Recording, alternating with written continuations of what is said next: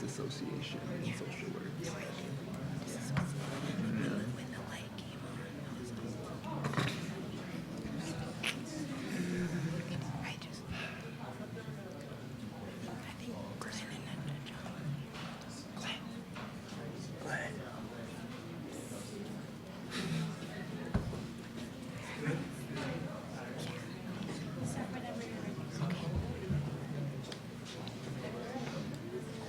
Where did Ajamu go?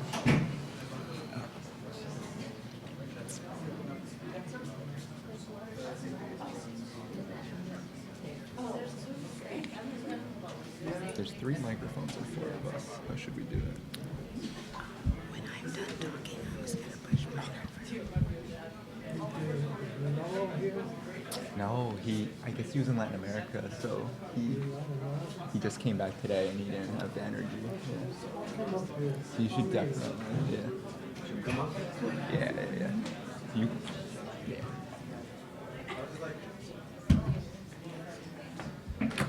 All right.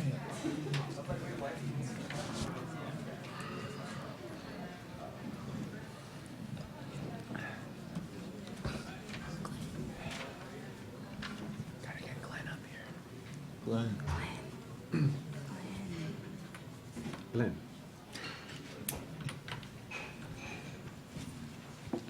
I think,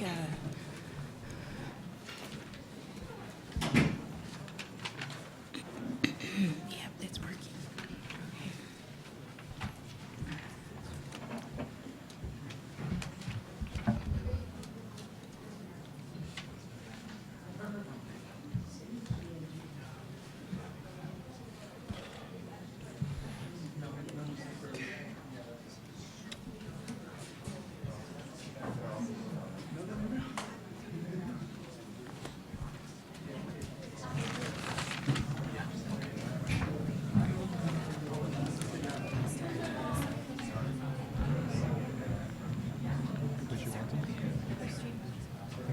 Maybe if you want to warm the space. Yeah.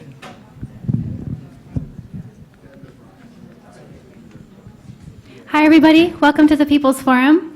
My name is Leanne, and I'm the education coordinator here at the space. We are so excited to have the book launch of American Exceptionalism and American Innocence.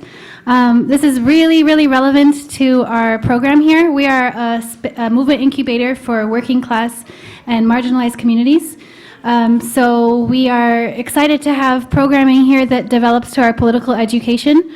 And given the kind of media world that we live in today, and the way that we are kind of deceived politically as a population, I think this is a really important talk. And we're really excited to welcome everyone here. If you have any questions before or after, please let me know. We hope that this is not your last time here. If it's your first time here or your 20th time here, please do keep coming. We'll have more events along this lines in the future. So with that, welcome, and please enjoy the talk.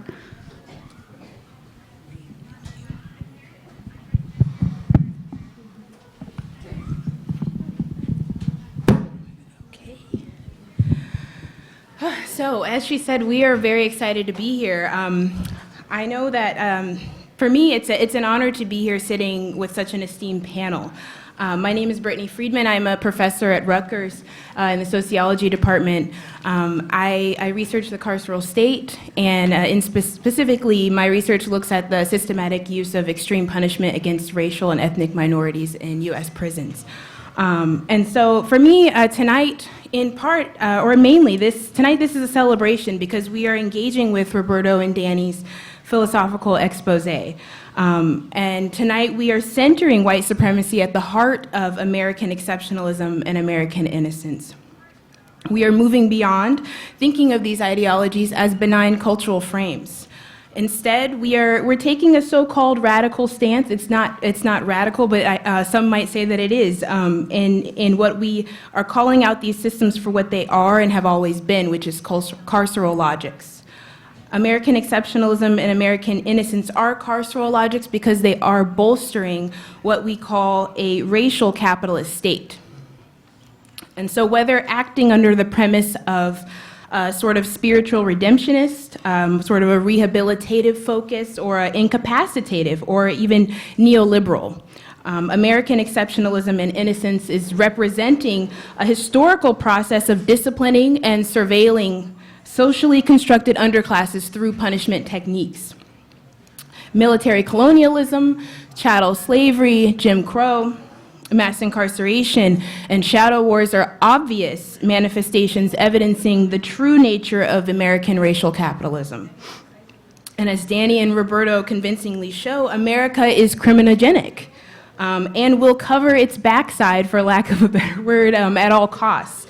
American exceptionalism, as the book shows, is falsely renders a heroic status, a savior bringing life, liberty, and freedom to all, while American innocence presumes a kind of sincerity, as though the social, political, and economic roots of America are novel.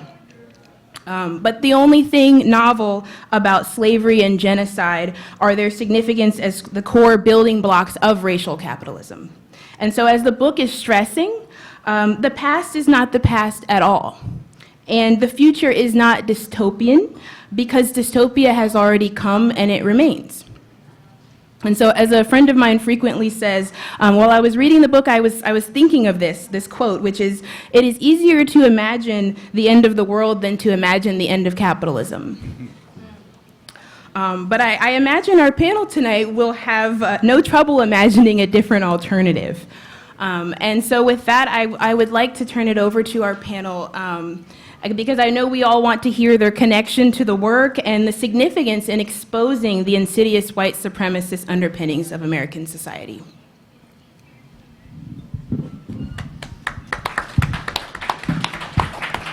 Hello, everyone.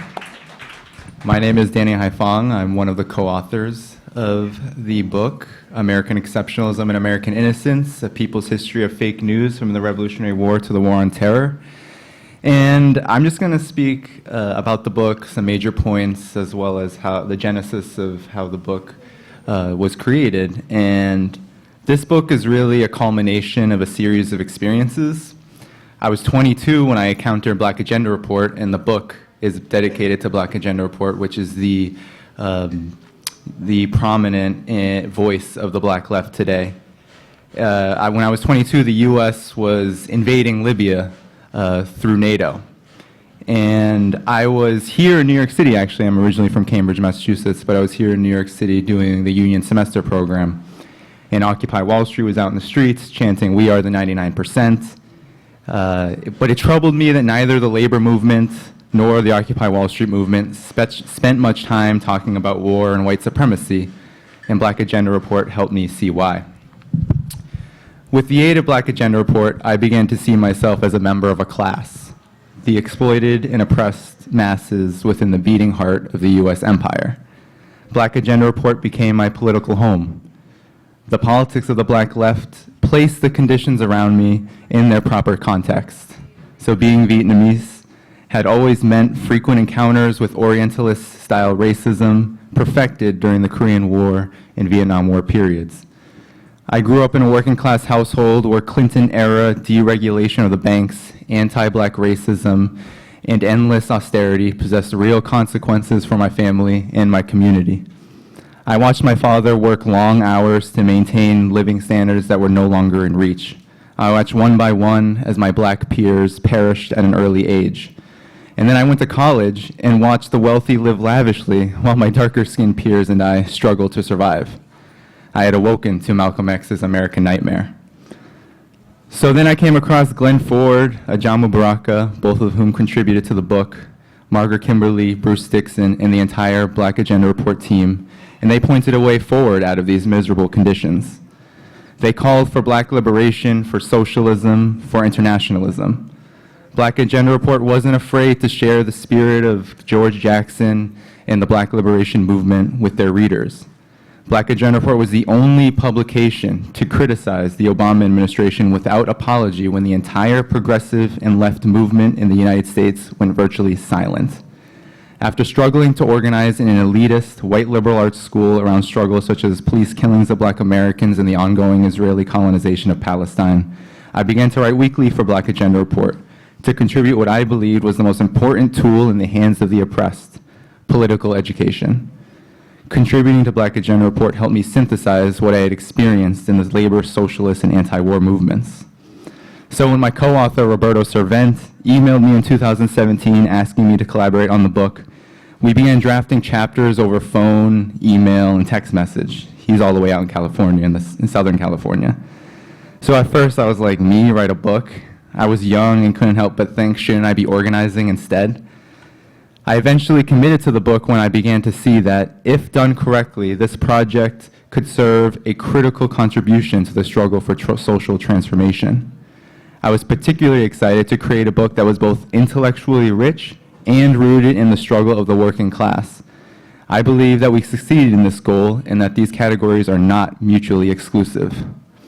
And so I'm just going to talk about three major points in the book that I want people to take home with them today.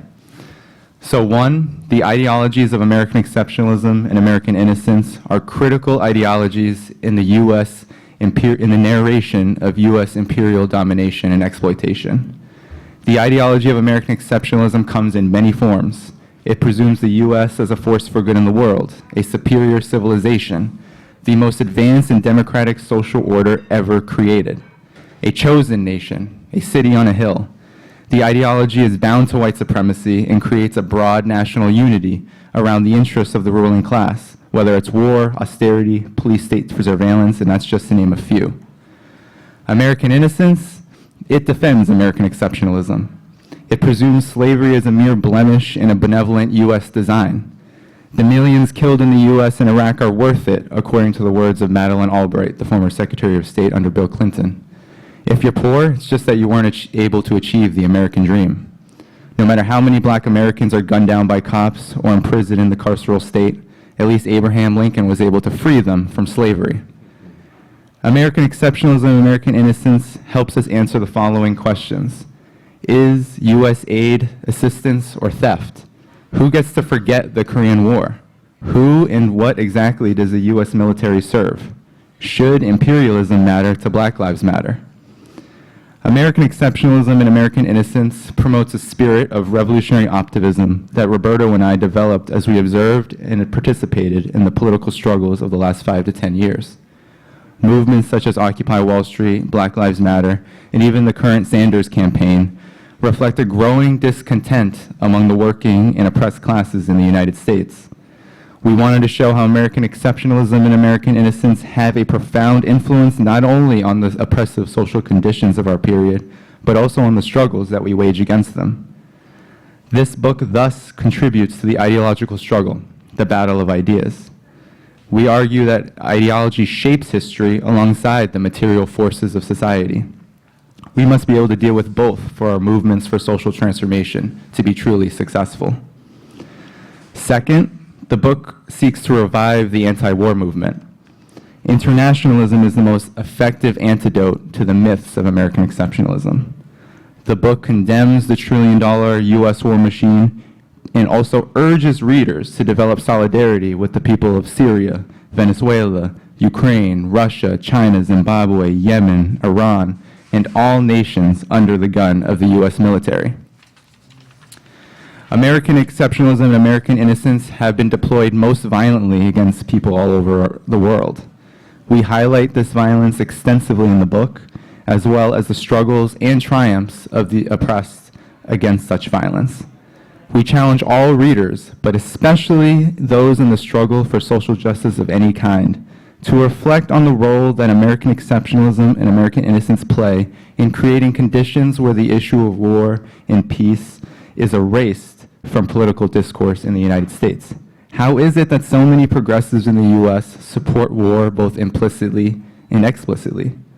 We believe American exceptionalism and American innocence are a large part of why there is such a consensus shared by the ruling class and the left on many questions of war. Lastly, one of the most important aspects of this book is its critique of liberalism, especially in its current neoliberal iteration. American exceptionalism and innocence form the core of liberalism and paint the United States as a hegemonic arbiter of freedom. The U.S. is assumed to be on a never-ending path toward democracy, and that and that only it and it alone can claim. The benevolent founding fathers, we are told, wanted us to build a more perfect union in the form of a republic ruled by white slave-owning classes. We argue that no critique of U.S. empire, white supremacy, and capitalism is complete without condemning their liberal overseers. Today, liberalism is defined by neoliberal free market zealotry and warmongering humanitarianism, both of which seek to preserve an imperialist system in crisis. And this crisis is a theme throughout the book. The crisis of U.S. imperialism is a crisis of its capitalist infrastructure. American exceptionalism is indeed wrapped up in this crisis. This was clear during the 2016 elections when Hillary Clinton and Donald Trump debated how to best preserve the exceptional character of the United States. Trump argued that America needed to be made great again. Clinton argued that America was already great. Both arguments revolved around the assumption that the U.S. was great to begin with.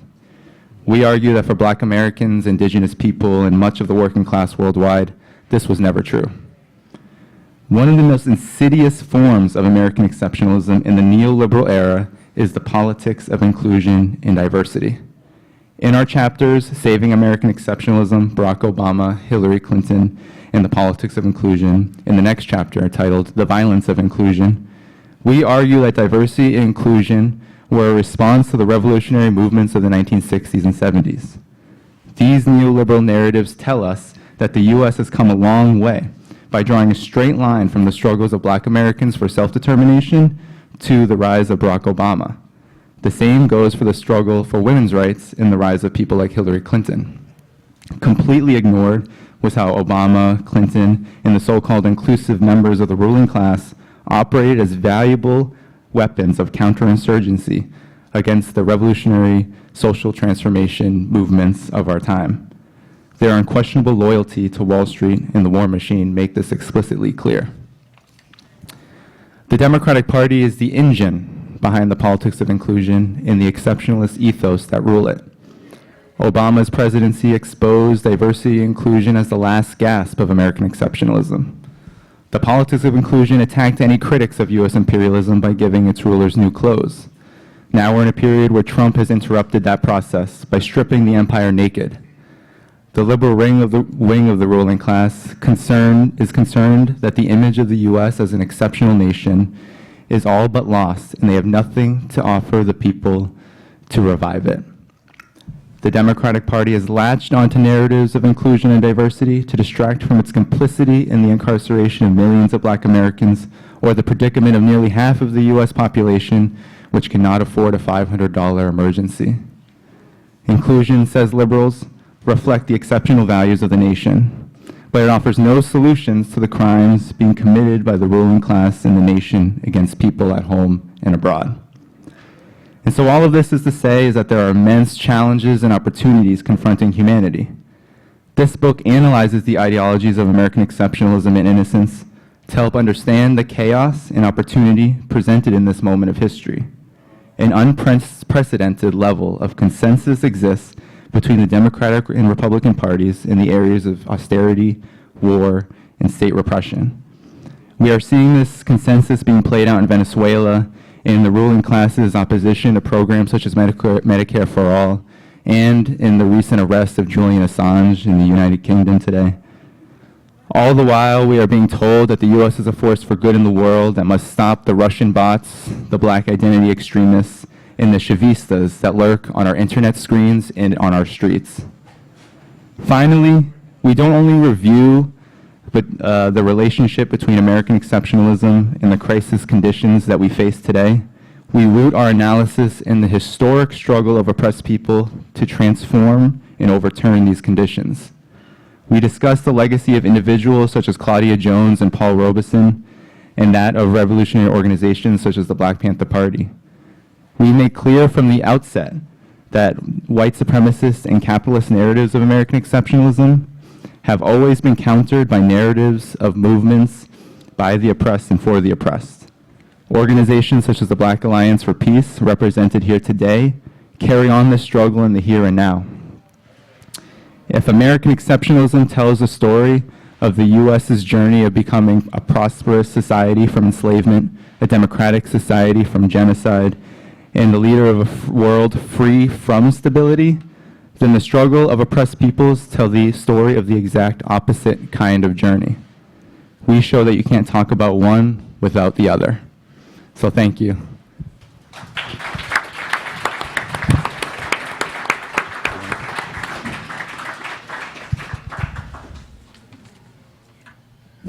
Good evening. My name is Ajamu Baraka, and I'm just happy to be here this evening, sitting between Danny and Glen Ford. I feel, though, a little like sort of a fraud, because this book is an effort that is both fortuitous, but also something that is going to stand the test of time. Fortuitous because there is this very serious conversation taking place at this moment around the issue of white supremacy. And this book and the clarity that it represents really provides the kind of elevated conversation that we have to have on this issue. Both Glen and Danny have the discipline to be able to put their thoughts to paper consistently. I'm still pretending to try to be a writer, but if I had the discipline that these individuals had, I think I would maybe have a book out too, but that's not happening anytime soon, I don't think.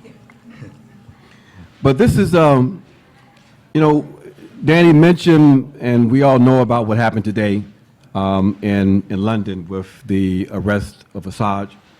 And I see that as really a manifestation of the struggle that we are talking about this evening and what's reflected in the book. Because for me, the pivotal relationship in terms of struggle today is the struggle between the peoples of the global south and the colonized people who are imprisoned in the north, and the white supremacist ruling class situated primarily in the north. That is the terms of struggle. What got Julian Assange in trouble is that he came into that struggle as a partisan, clearly siding with the oppressed, clearly siding with the colonized. And that is the focus of why he is now in the crosshairs of repression. We have been attempting to bring to the public here in this country the fact that these are the new terms of struggle.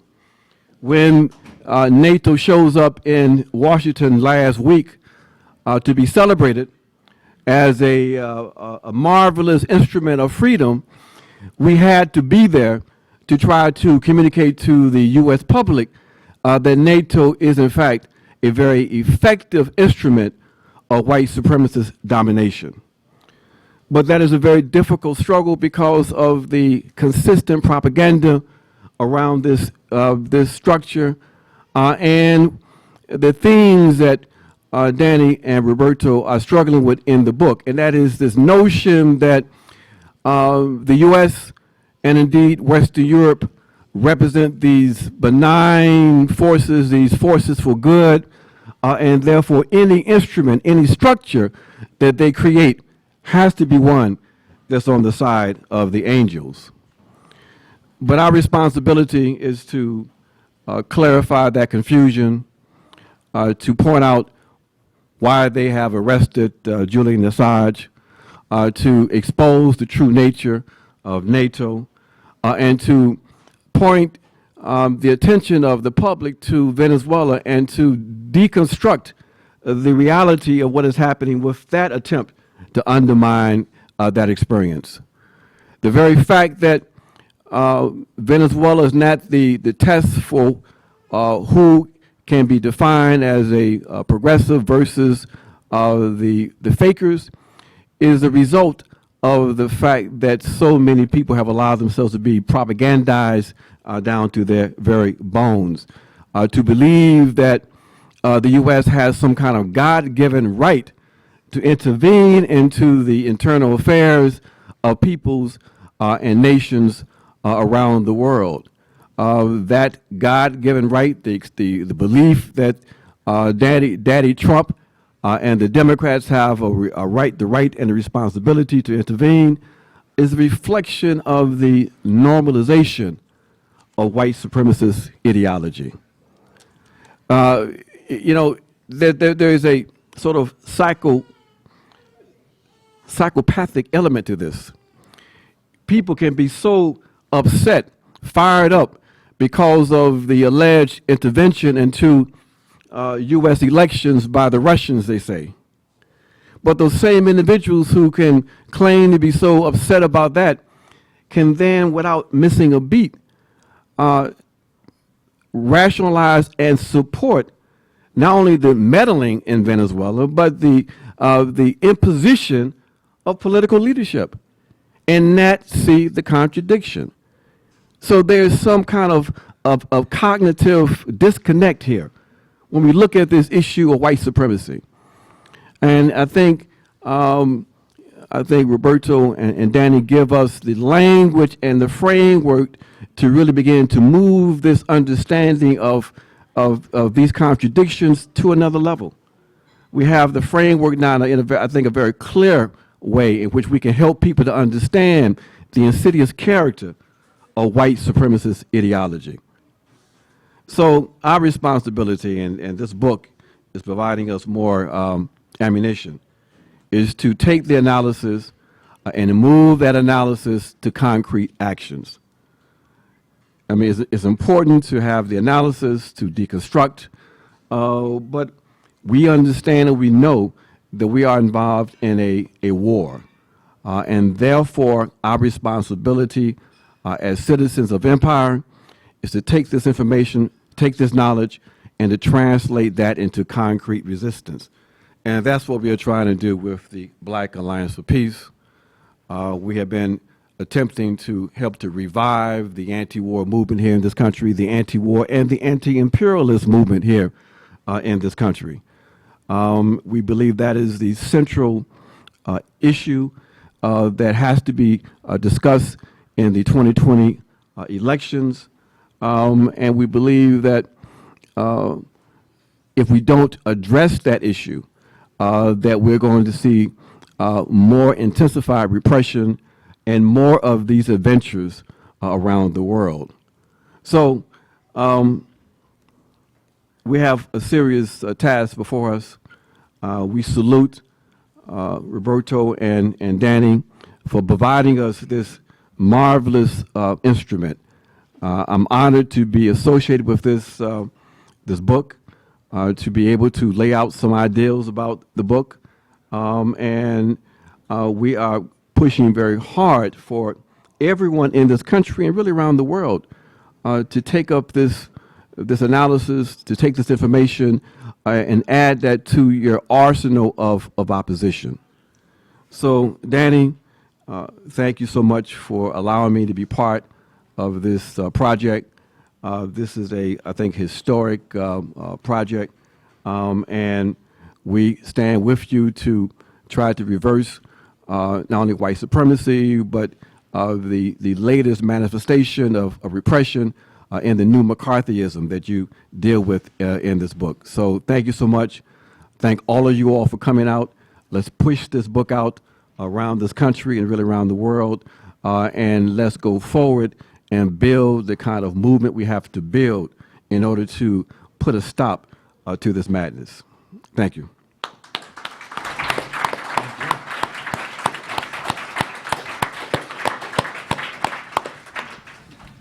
Power to the people.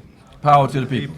I'm Glen Ford, executive editor of Black Agenda Report, and I don't have a book either, just like Ajamu, although we did turn out a small volume back in 1985. It was co-authored with Patrice Johnson, who's sitting over there. It was an analysis of corporate media coverage of the invasion of Grenada. The title was The Big Lie, which is, of course, in line with the theme that we're talking about tonight. We are honored to have Roberto Servant and Danny Haiphong as such productive members of our team. I wanted to mention here that Roberto Servant is our book forum editor, and if you read Black Agenda Report, you've seen the product that he's responsible for turning out, for putting out there over the past year or so. And we hope that we're making a contribution that is useful not just to our general readership, but to the black and radical academia that's out there that doesn't have any publication that really serves them anymore. There are so many institutional buttresses to the movement that we are lacking, but we try with the limited resources that we have. This is a very important book. It's an extremely significant contribution to political science. It's not basically an academic work. It's designed to be read by regular folks, lay people, but especially by activists who are grappling with the questions, the contradictions that arise every day.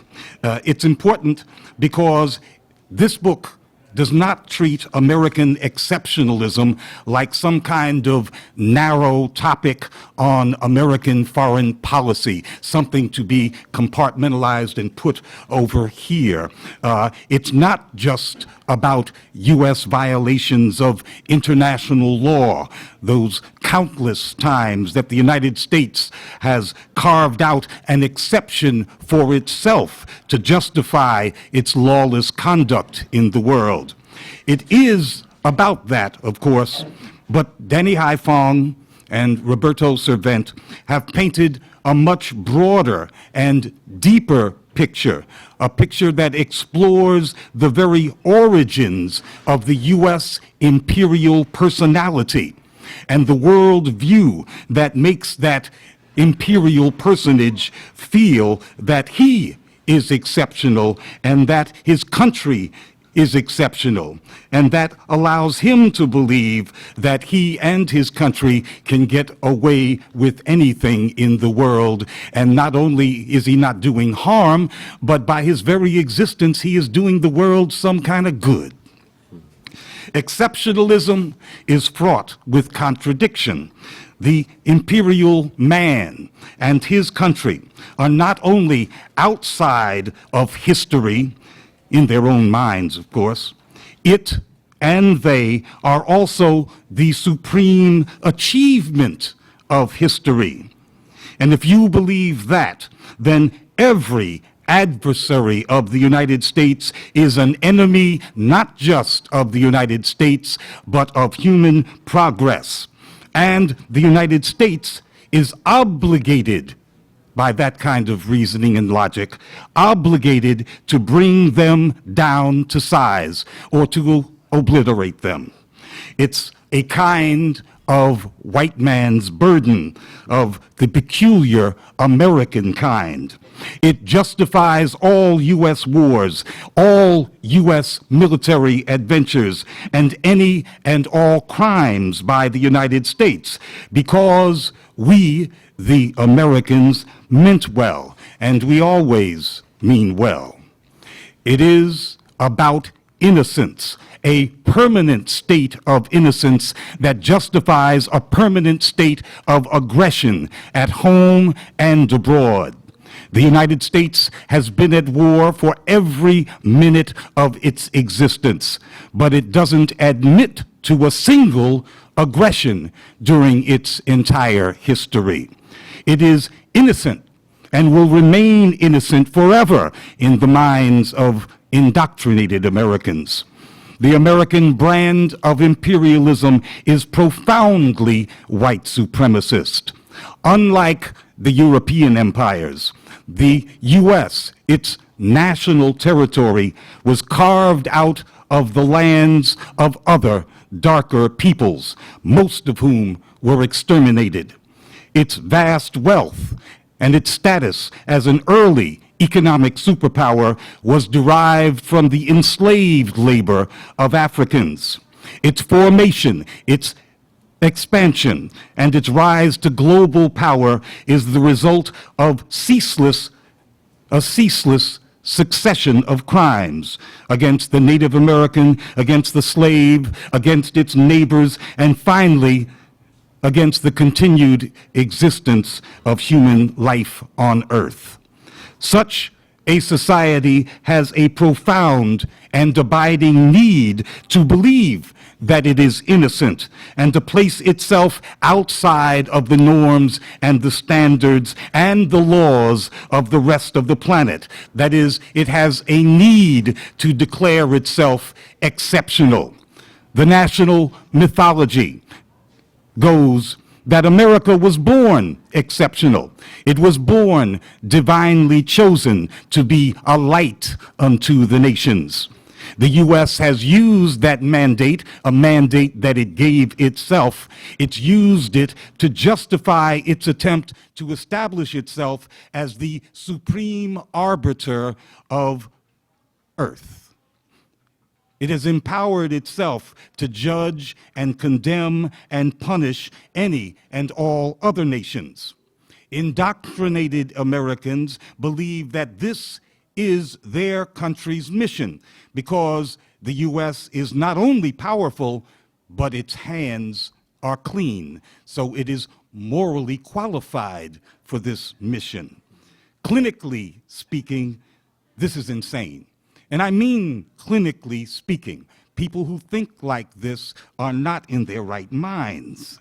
Such a belief requires a worldview that erases facts and events almost as soon as they occur and immediately replaces these facts and events with a prefabricated set of lies and of alibis.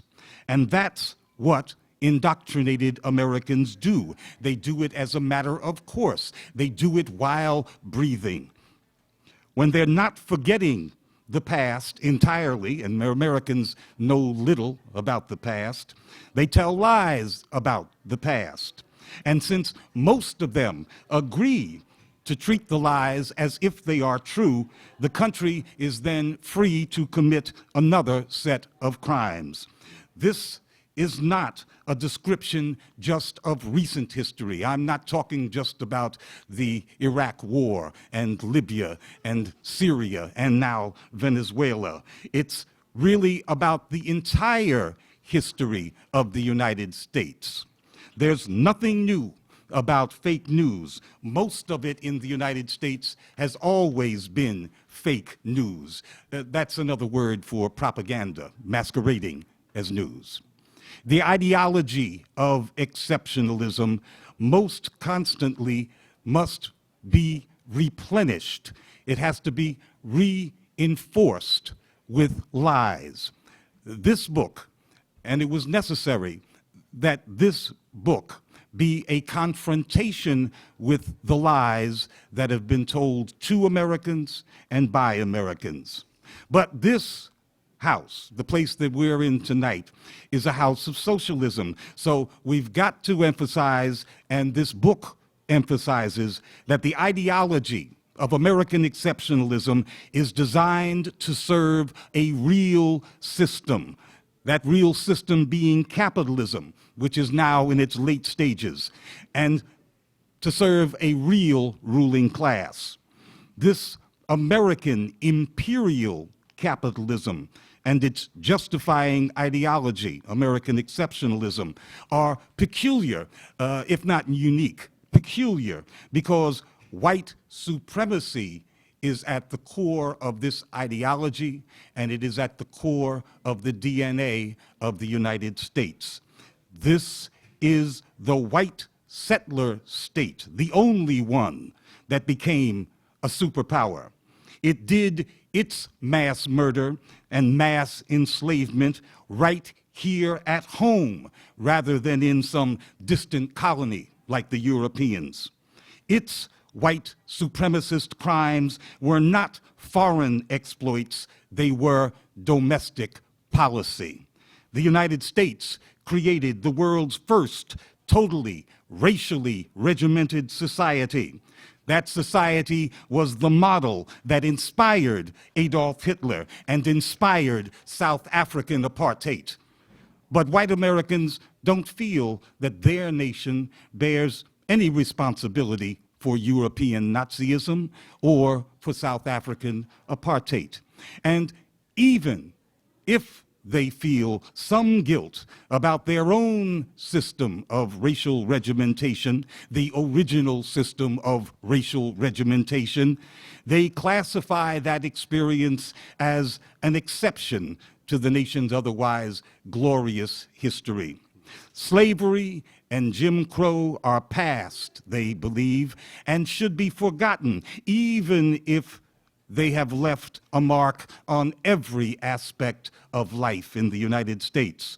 So American exceptionalism is a very broad and deep subject. And I think that Danny and Roberto have produced a book that is worthy to the task and can produce many midnight conversations and daylight movements that are fueled by this book. Power to the people.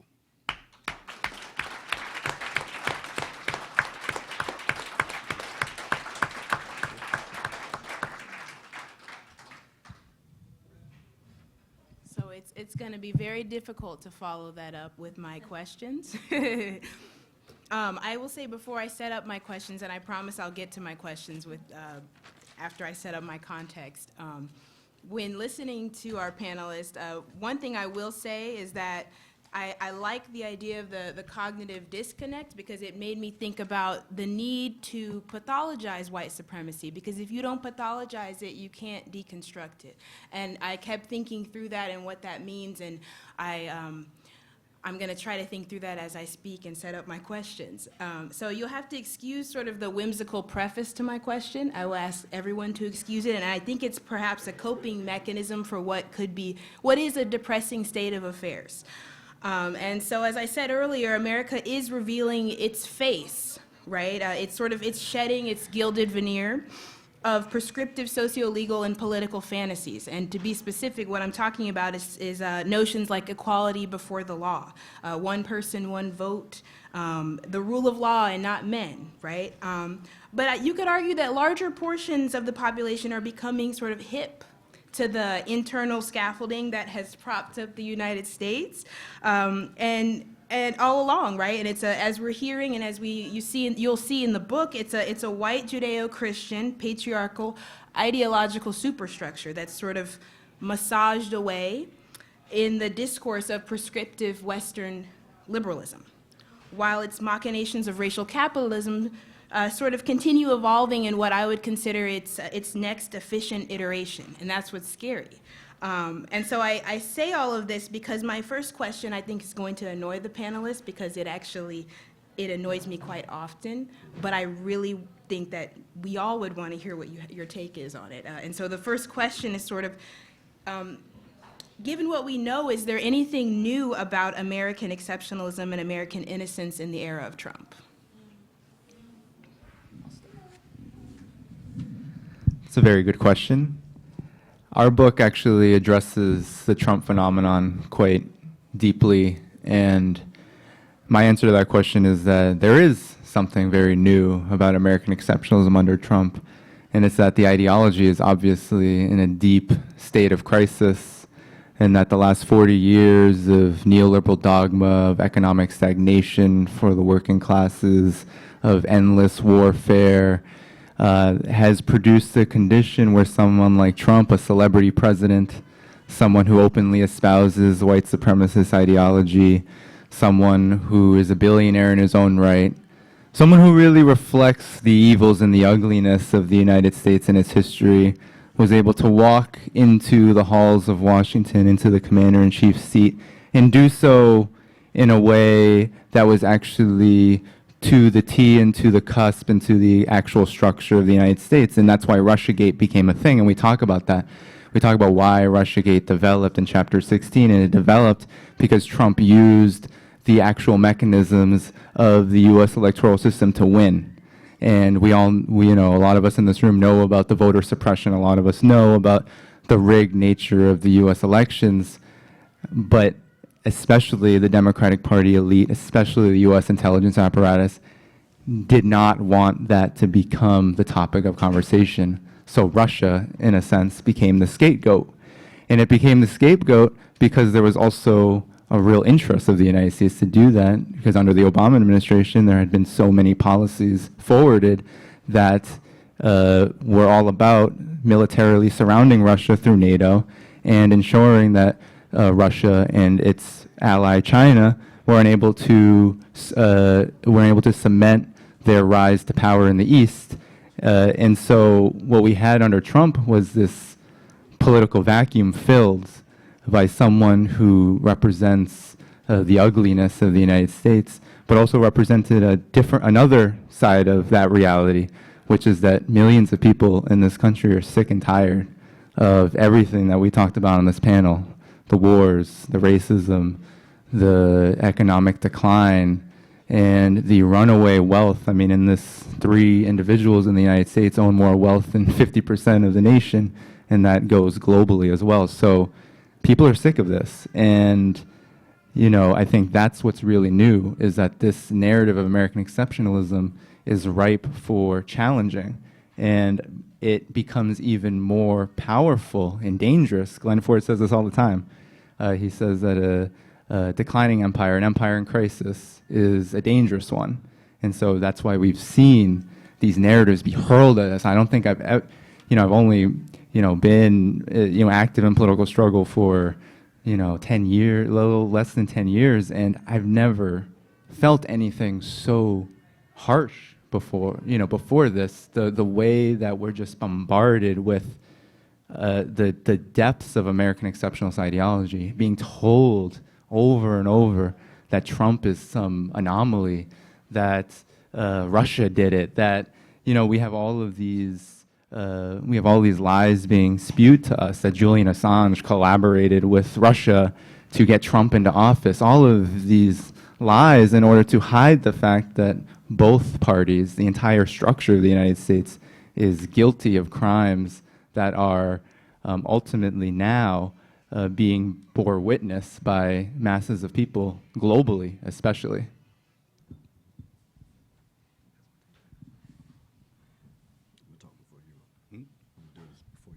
Okay. That is a very, very, very important question. I think that the times are, in fact, very different. And indeed, it makes it a more dangerous period to have the U.S. Attempting, along with Western Europe, to maintain their hegemony in an era in which there is no effective political opposition. I think that is really the major difference, that U.S. society has moved dramatically to the right. So far to the right that neoliberalism, which is a rightist ideology, is seen as a centrist ideology, an alternative to the theatrics of Trump.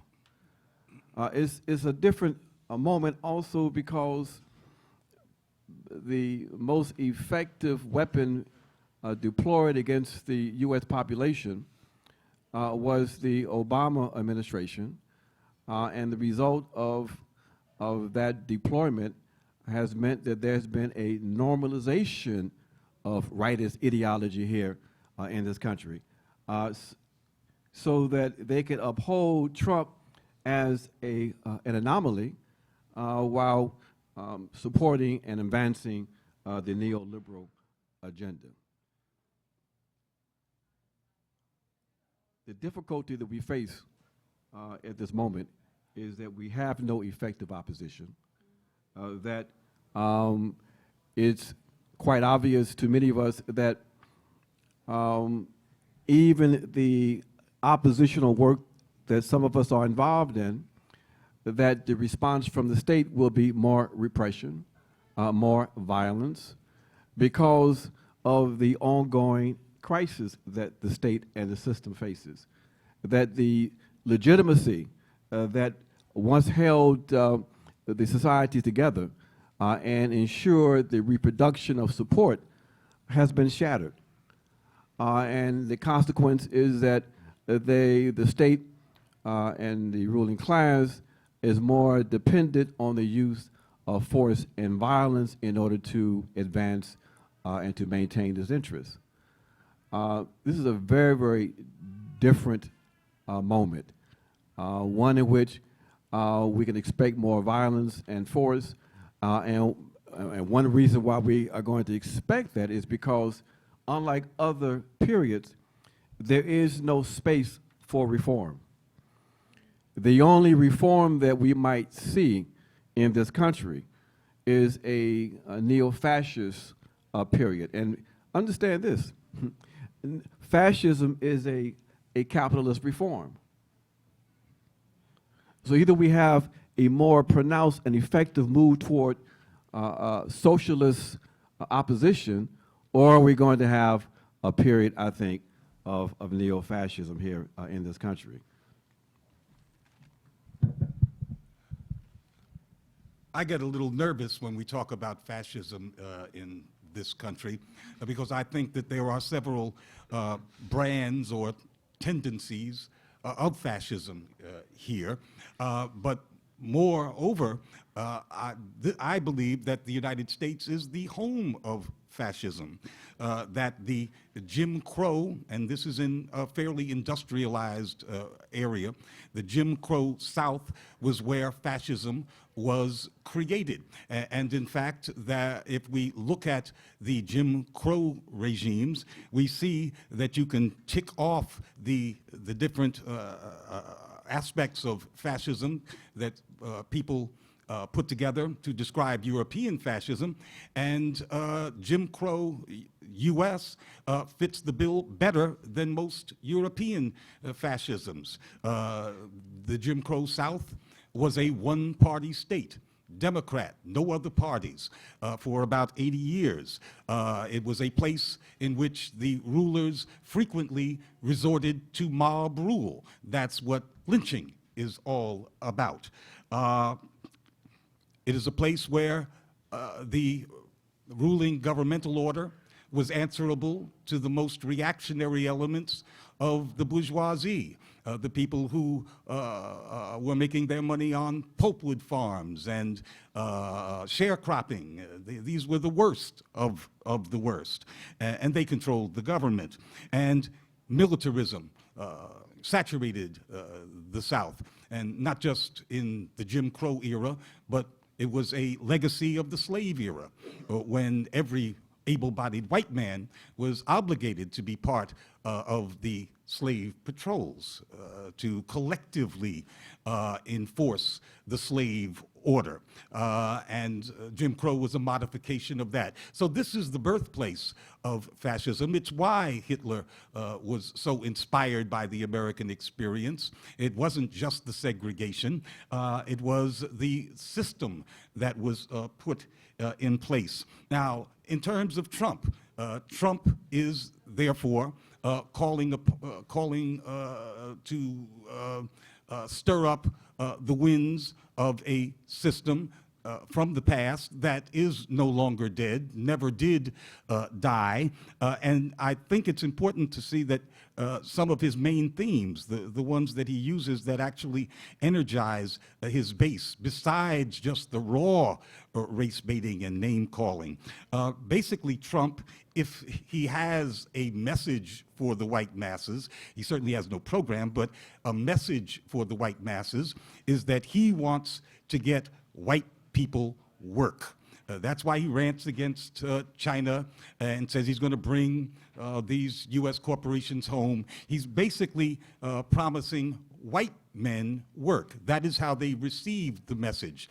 Because we gave white people in general a long lesson during the 60s, it is not acceptable to speak about black folks in polite society the way Trump speaks about migrant Mexicans, calling them rapists and stuff. But white people, his base, get the message. And so when he talks about bringing work back here and making America great again, he knows he's talking about them. And so I want to go back in history just one more time to say that the Jim Crow regime, in terms of its message to Southern whites, was that it would create and safeguard white man's work. We have to understand that under slavery, the white working class in the South hardly existed.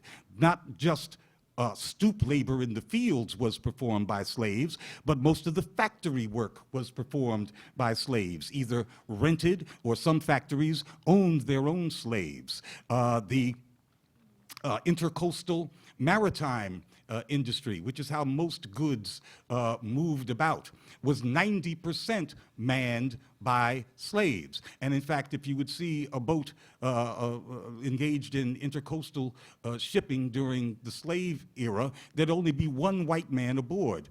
He would nominally be the captain. He was probably drunk because he was really extraneous. The slaves ran this. The slave pilot was really the captain. The railroads in the South, and they were well developed. The South was not a backwater compared to most of Europe. It was rather industrialized. 90% of the railroad workers were slaves. Rent-a-slaves, or some railroad lines, also owned their slaves. So at the end of the Civil War, this white working class, which hardly existed during the Civil War, was facing its own kind of reconstruction. How are they going to construct a society in which there is a white working class and they are guaranteed their jobs? So jobs for white men was at the core of Southern redemption, that is,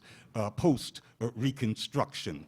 And we have to see it that way. And so we have a white working class that is coming into its own during the same period that we call, and was felt as, and really was, the depths of racist pathology. But for them, it was redemption because they had white man's work.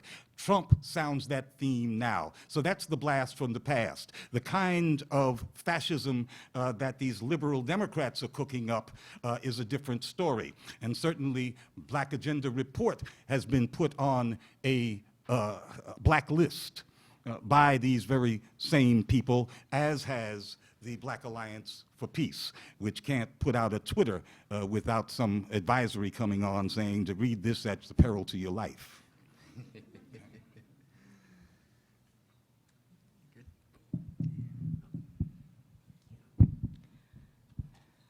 So with Glen's last comments, actually, I was over here taking notes because his points sort of brought back to me the significance of Du Bois and how a lot of his writings are timeless, right? Because he's writing at the end of the 19th century about how there's a social and there's a psychological wage of the ideology that the lowest white man is inherently above the highest black man, right?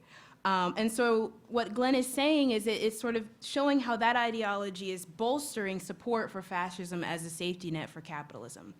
And I don't want to say that the future is predetermined, but as I said earlier, dystopia is already here. The planet is increasingly becoming hostile to human life and other life forms. And the cause, ironically, is human life as conditioned by capital. But the thing is that Mother Earth actually doesn't need us, and she is not dying. It is human beings who will descend into cycles of micro and macro level conflicts as the world continues to figuratively and literally burn. And I say all of that because my question is really, if we are all incarcerated masses believing that one day if we just work hard enough, we will have the chance to escape the carcerality that we experience, then what do you say is the point?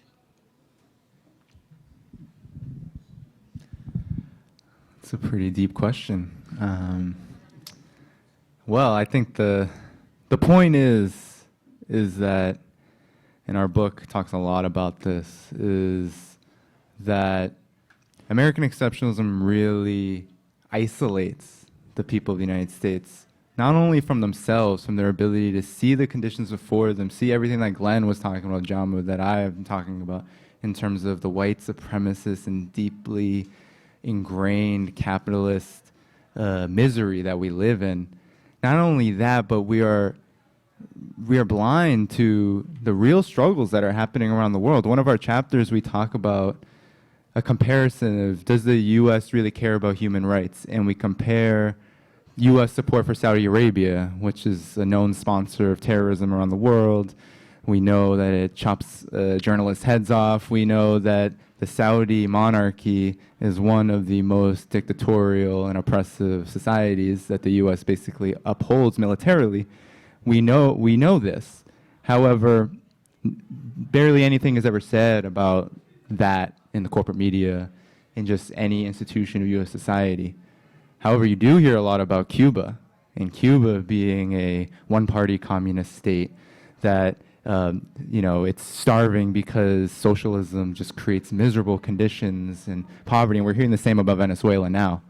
And I think the point, that you were getting to, Brittany, is that we have a lot of lessons to learn, not only from the struggles that have been waged here over the course of history by black people, by working class people, but we also have a lot to learn from the people of the world, from the people of Cuba, from the people of Russia, from the people, all over the continent of Africa who are struggling against AFRICOM, the U.S. African Command, who are struggling in Syria against U.S.-backed jihadist forces. We have a lot to learn from these struggles because, even if it does seem like a dystopia, we do have examples where people are struggling and they're winning, right?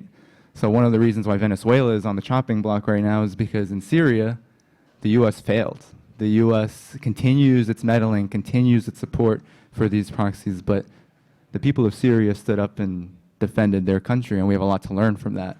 The same is happening in Venezuela right now.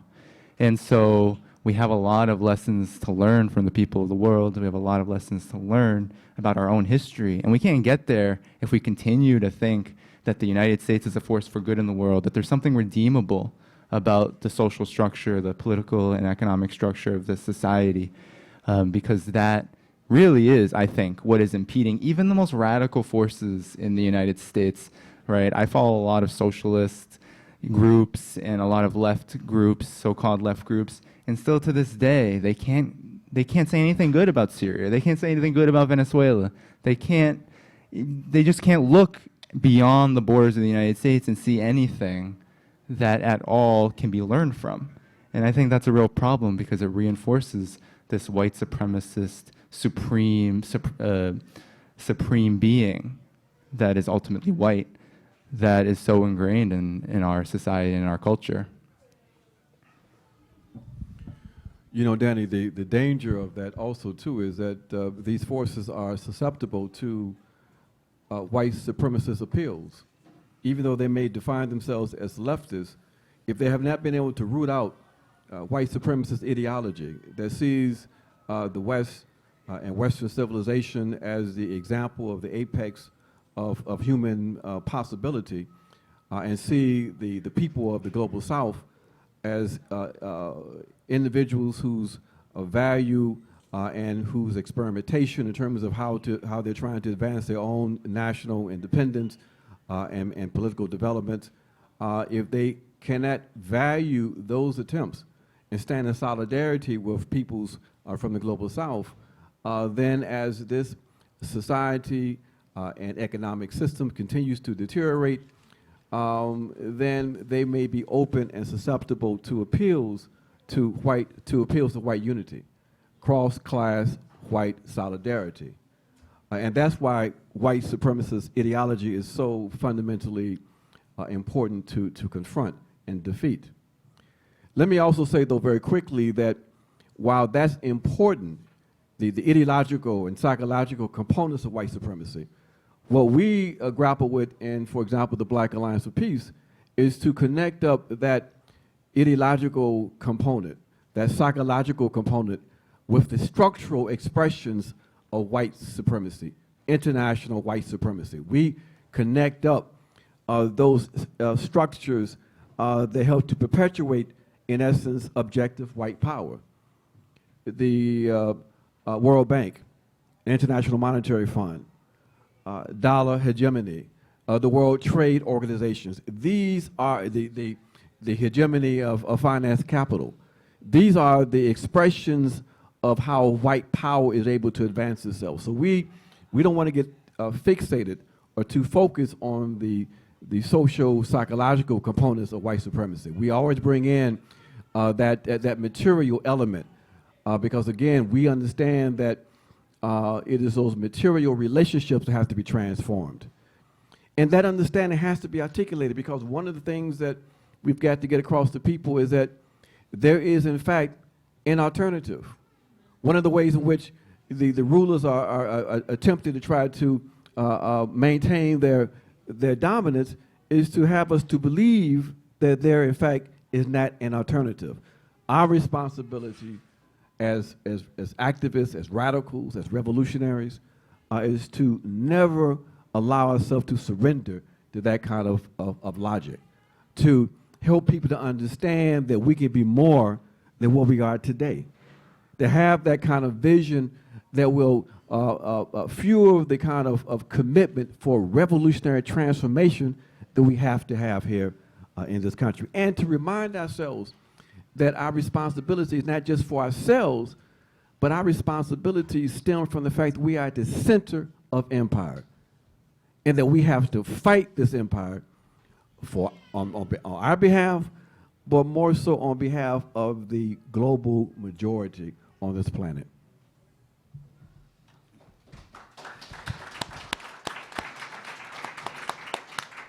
Well, I have to admit that sometimes I despair of masses of white Americans recovering from their clinically insane status.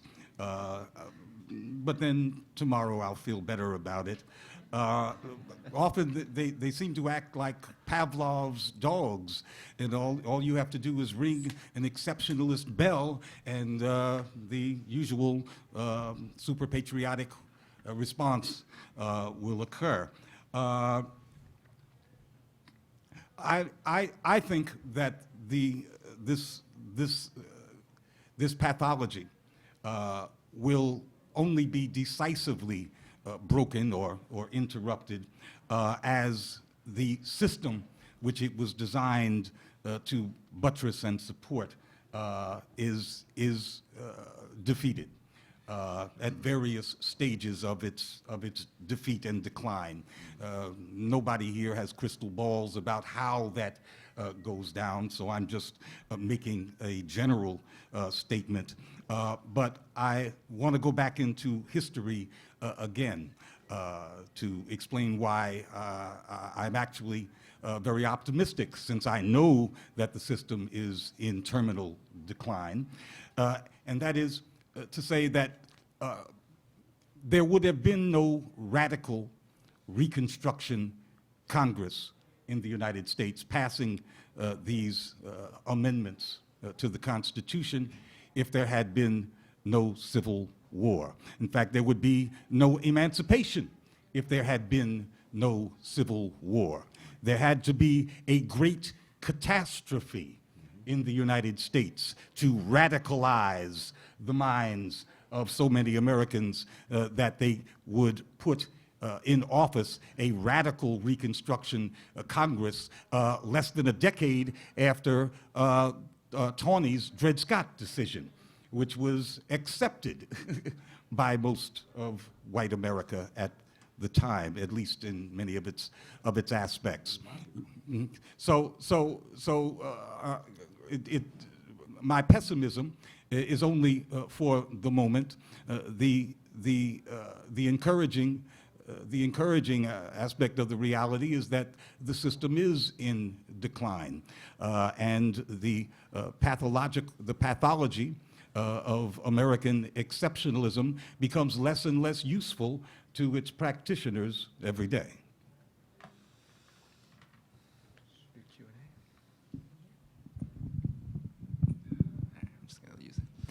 Okay, so that wraps up our Q&A panel portion of the event. And now we'll just open it up to questions and comments.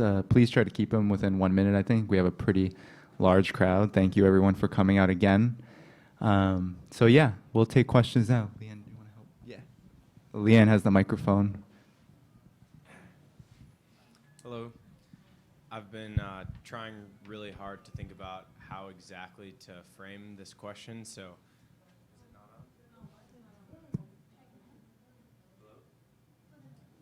hello? Oh, there we go. I've been trying really hard to think about how exactly to frame this question, so bear with me. What is the number one lie or piece of propaganda that you think that we're being fed about China and Russia? I heard you talk about some things that make it seem like they are maybe not as bad as we're meant to believe, or we are actually worse. And so that's my question. I'll take it first. It's a good question. Thank you for it. The number one lie, there's so many. I don't know if we can label one in particular, but I do think that the most dangerous lie that's told about China and Russia right now is that they have a vested interest in influencing the political outcomes of what happens here in the United States. And there are two reasons why that is so dangerous. One, it justifies U.S. military escalation in that region. So over the past decade or so, we've had an intense military campaign by the Obama and Trump administrations to militarily surround Russia and China from the Baltics to the Korean Peninsula through NATO, as well as through the pivot to Asia. And so those two policies are so dangerous because they really lay the path to a nuclear confrontation. And so if we truly believe that the largest surveillance system that has ever been built that resides here in the United States is being attacked by two countries who are in the crosshairs of the U.S. military and who have experienced direct interventions into their country by the United States, then we are in big trouble. So I think that is one of the biggest danger and most dangerous lies that is being told about those two countries. And also what that does is not only does it increase the ability of a global catastrophe, the chances of a global catastrophe, but also ensures that people in the United States continue to believe that they are being attacked by a foreign power when in fact that has never really happened in the history of the United States. And that allows for the U.S. state, for the U.S. imperial state, the capitalist state, the racist state, to legitimize itself and to justify anything it does domestically. It legitimizes the NSA surveillance. It legitimizes the police state violence. It legitimizes the economic catastrophe because there's always someone over there that's worse. And I'll be very brief. I think that the biggest lie that we're told about Russia and China is that they are, in fact, our enemies. That basically what we see is that the U.S. ruling class is in competition with these two states, and that this has nothing to do with the masses of people in this country. That's why, you know, getting across to people that war has a class component is vitally important. Russia and China are capitalist states. They have their own national interests. They would be in closer cooperation with the U.S. if there weren't powerful forces in the state that were attempting to whip up tensions between the various countries. And it's understandable why that's happening. How else do you justify a military budget of $750 billion? You've got to have enemies someplace to be able to justify that kind of theft and fraud. So this is part of the capitalist game that's being played on us. And we have to make sure that we don't allow ourselves to be manipulated. Because the danger, of course, is that because of the crisis of this global system and the tensions that we see in the system, the contradictions that are not going to be resolved, we are looking at a period very similar to what we saw right before the first imperialist war that we referred to as World War I. This clash of empires. And so the possibility of us moving toward a more open warfare, because right now there's warfare, make no mistake. When the U.S. imposes sanctions and put certain economies under siege, they are utilizing forms of warfare. Those forms can very easily be transformed into more open, direct conflict. And when we have nations that are armed to the teeth with nuclear weapons, when you have maniacs in the U.S. administration that believe that they can, in fact, engage in a first strike against Russia, we are in a dangerous period that can really precipitate the eventual elimination of human life on this planet. I think that the demonization of Russia and China and the daily lies that justify it are really a mask for what the United States is doing at this late stage of capitalism juncture, when the United States cannot compete with China and its command economy.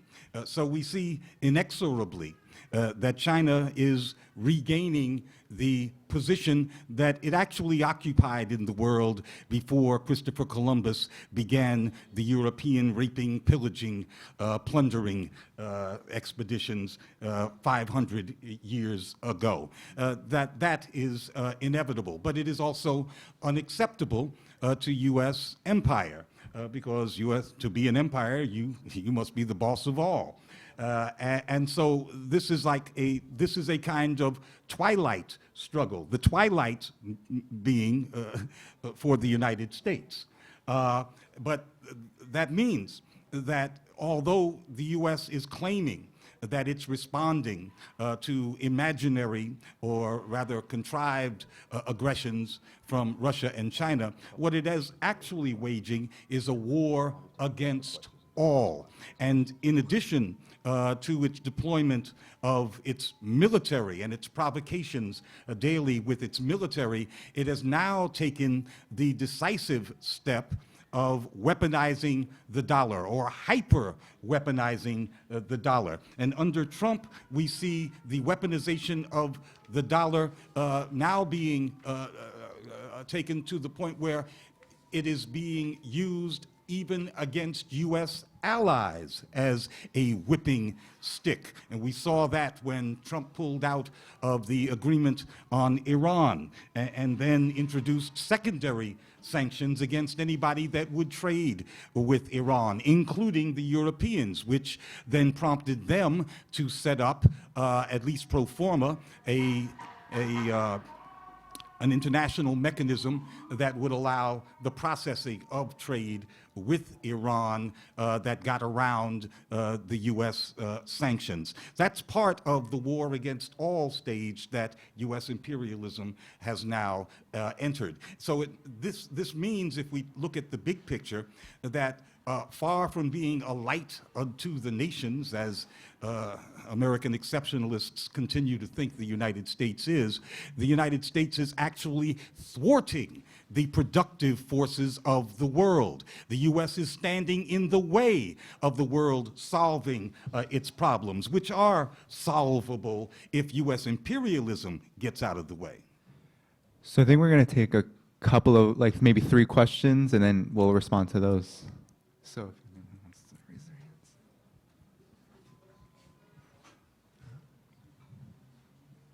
No questions?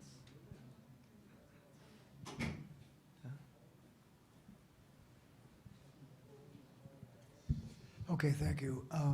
The U.S. Congress just conducted a hearing on white supremacy yesterday. I wonder if anybody took a look at that, heard about it, and what anybody has to think about that hearing that they conducted. I think it was only yesterday.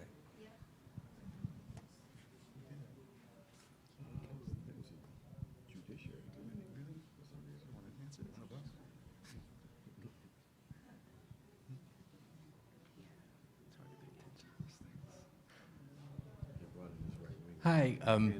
I just wanted to maybe ask you to comment on, this is April 2019, and it's 25 years since the mass slaughter in Rwanda, which is also a reflection of the United States' loss of another.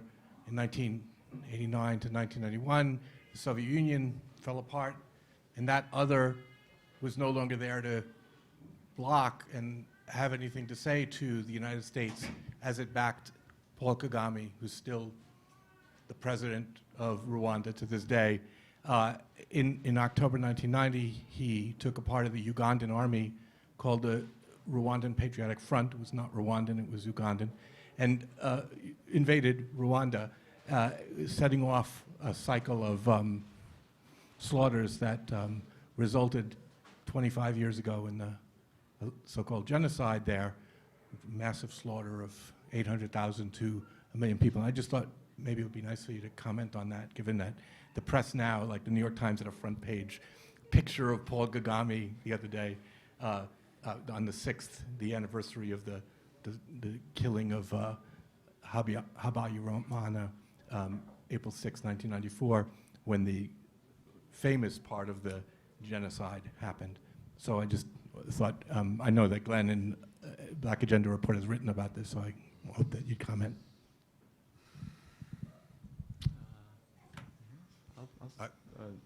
You want to go first? Can we respond? Yeah. Oh, okay. To put this in the context of American exceptionalism, black folks in the United States don't respond usually to, like Pavlov's dogs, to the bells and whistles of American exceptionalism. And the reason is, historically, when white folks started blowing those whistles and ringing those bells, it meant that they were coming after us. So we don't see that kind of visceral and automatic reaction. However, those black folks who've been elected to office in the Democratic Party behave exactly like American exceptionalists. The party discipline enforces, it reinforces, has punishments for those who do not.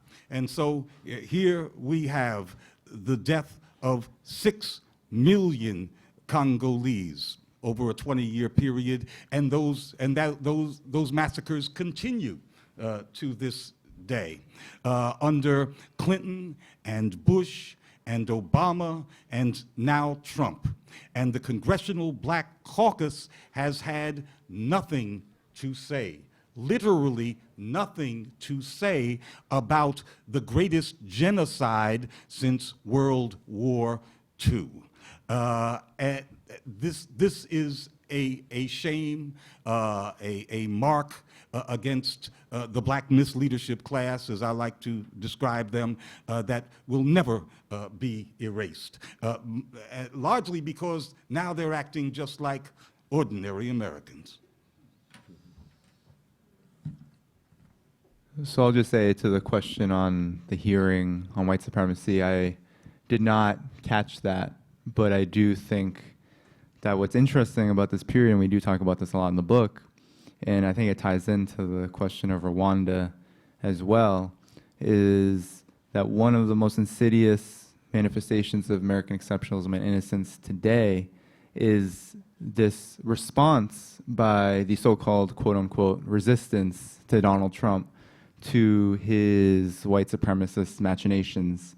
And this response has been to play to the legitimate fears of, I think, a lot of people, especially black people in the United States, and attempt to paint the United States as capable in its current form of addressing these questions while completely ignoring what happens on the African continent, completely ignoring the situation militarily. You know, a lot of people are excited about Alexandria Ocasio-Cortez and the Democratic Socialists that have been able to make headway.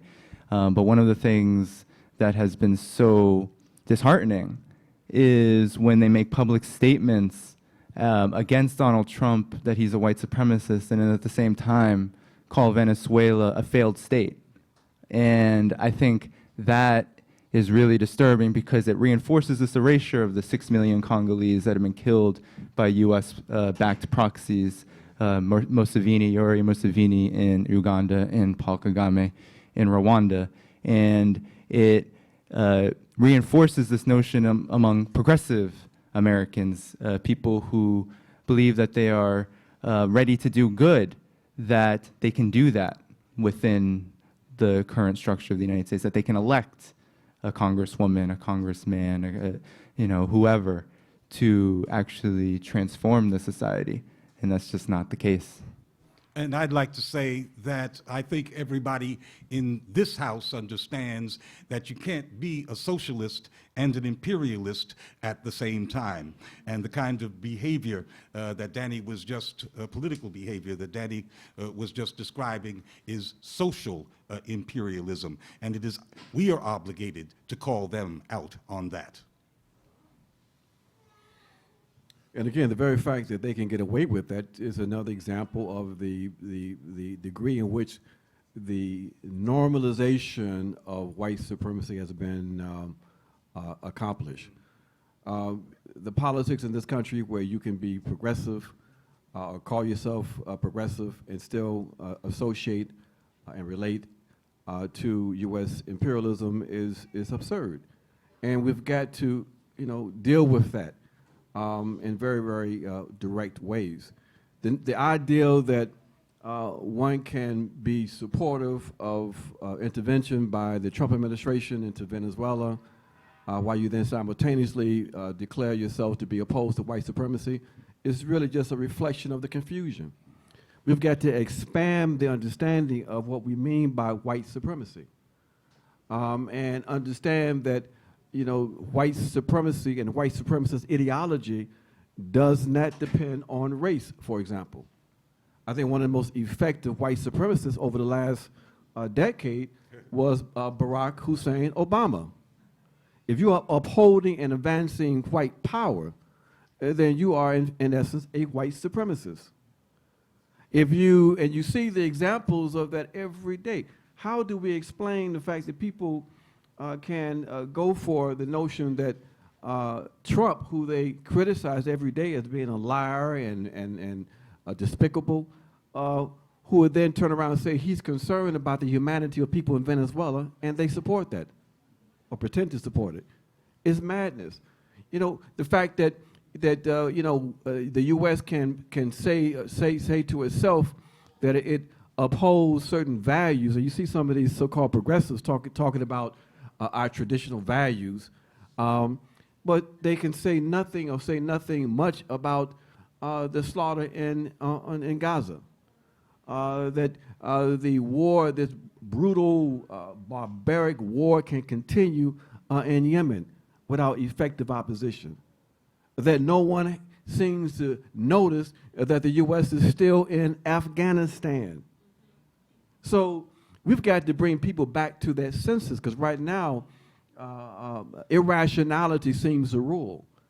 And with that reality, then the crimes of this country, of this state, will continue. I just want to say that George Bush, who established AFRICOM, the U.S. Africa Command on the continent, left 3 bases in Africa. By the time Barack Obama was through, there were 84 U.S. bases in Africa. So I just want to speak briefly to the question that was coming from the back about the hearing. I will say that for me, I felt like what was so dangerous about the hearing is that it was a performance, right? It was a performance in the sense that it was an othering of white supremacy that upholds American exceptionalism because it was trying to portray it as though white supremacists are an outlier. And I saw that as being the main function of the hearing. And also this obliging of white supremacists in the terminology of white nationalists. Because for me, the danger in that is that it allows them, in obliging them to using that terminology so freely, is it obliges their desires, their long-standing desires, to be seen as the opposite of black power, which is false. And so that is what I saw immediately in the hearing, and I think that that's the connection that I make to the book in terms of upholding American exceptionalism by continuing to other white supremacy as though it's this outside pathology that we only see in people with capes and crosses and swastikas.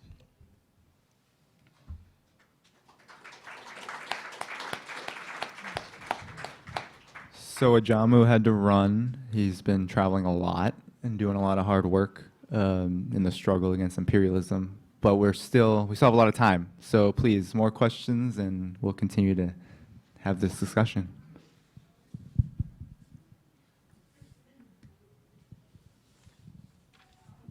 Hi, I just kind of would love a little bit more information or your opinion when we speak to, I think, Glenn, you had referenced that there is a decline, or the decline is kind of happening with the American empire, which I would agree, but I also feel as if, as a Black, Muslim, Somali American woman, this country has always been kind of in the decline to me, whether it be morally, politically, etc. So what is it about this specific time in history that kind of is what is going to kind of lead to the downfall of the United States?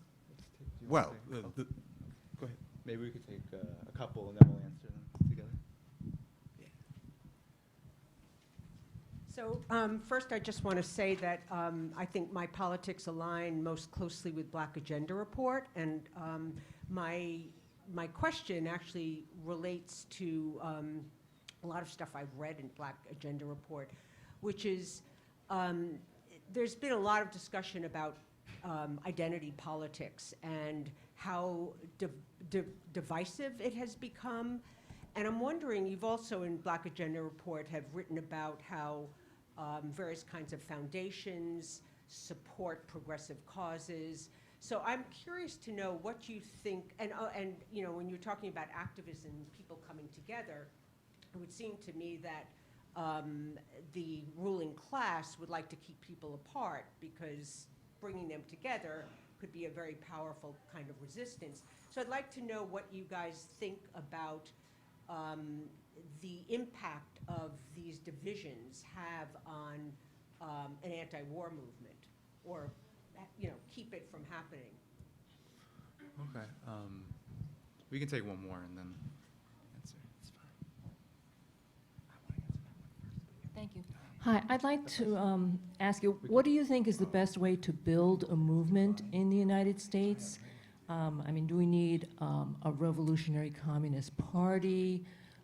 Do we need like a peace now type movement? Do we need to build an army? Should we all be taking self-defense lessons and where get dressed in black and confront the Klan, etc.? What's the best way? Okay, I think we'll answer these and then do more. Yeah, sure. I worry that conversations about decline are also kind of subtle messaging of white people are finally waking up because they don't have the same amount of money that they once did, or that the conversations are kind of being limited towards the fact that the US government is in decline because it's in financial decline, and particularly within white families. So I hope that makes sense, but I just wanted to clarify that part. It does. So I totally understand where that could be surmised based on the conversation. How I think we, in the book, describe an empire in decline is a lot more about the economic and military arrangements of the United States, capitalism, militarism, and how those systems have met a decline based on real objective relationships that have developed over the course of history. We know that the United States' economic share of the global economy, be it socialist, capitalist, whatever, is much smaller than it was after World War II. It's now reaching, it's getting closer to 10 to 15% when it was half of the global GDP after World War II. We know a lot of the reasons for that is because what has happened under capitalism is that it became U.S. capitalism is that it became a financial empire based in finance capital, and it has outstretched itself militarily at the same time.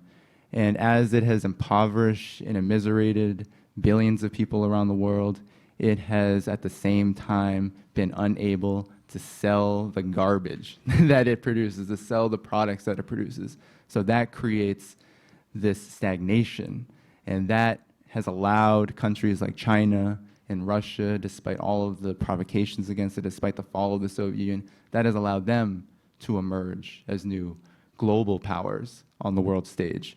And so the United States faces that global situation while at the same time not being able to meet the needs of the masses. That includes white workers more so now.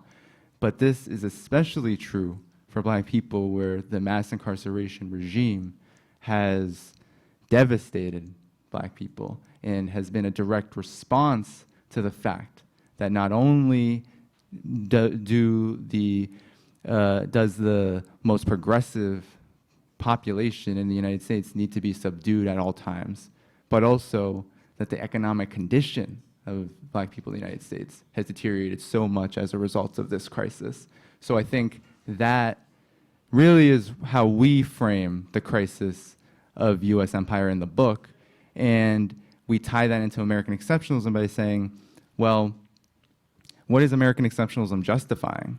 And how is it justifying it? And is it becoming exhausted? Because it seems like it is, based on all of these new tools that it has tried to employ, the Obama administration being the most heinous of them, the most dangerous of them, where we had a so-called Black president basically take the reins and do things that Bush could never have dreamed of, which directly led to Trump in this chaotic moment that we're in. So I think that's how we try to explain the crisis without falling into some of the things that you were bringing up. U.S. decline can certainly be measured. There are different ways to measure it, but in the smaller share, of course, of world trade or world gross domestic product. That's obvious. But some folks say that that's not the best way to measure the strength of the imperial capitalist empire. And they say that the finance capital that is under control of New York and London and Zurich and the rest is still overwhelming. Well, there are other ways to measure decline. What can they do with that finance capital? Are we having a kind of dysfunction of finance capital at this stage of late stage capitalism? And I think that's clearly is the case.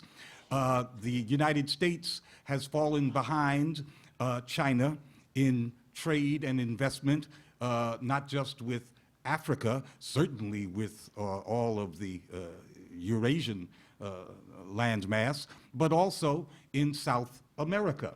That is, imperial capital is unwilling to invest in trade and infrastructure deals with most of the world. Moreover, these finance capitalists will not invest in a kind of reconstruction of the United States. So U.S. infrastructure is also crumbling with no promise at all of there being a reconstruction of it. So something is quite wrong, and I think a panel of real Marxist economists ought to be assembled to do the analysis, but on its face, finance capital is not supporting the political aims of the empire that is defensive of it. And to the other two questions, I think this is very related to what do we do, the divisions in the U.S. society right now, identity politics foundations.